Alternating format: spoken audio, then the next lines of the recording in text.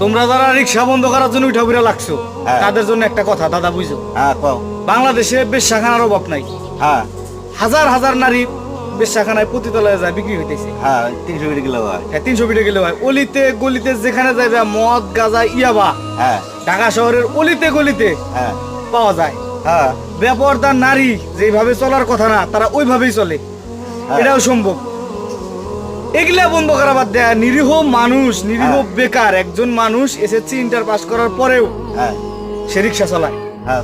এটা আমাদের জন্য দুঃখ, এটা আমাদের জন্য দুঃখজনক ব্যাপার যে এসএসসি ইন্টার পাস করার পরেও মানুষ রিক্সা চালায়। তারা বেশ্যাখানা, মদের আসর, জুয়ার আসর এগুলা বন্ধ করা বাদ দেয়া তারা এই গরিব মানুষের পিছনে কেন লাগলি?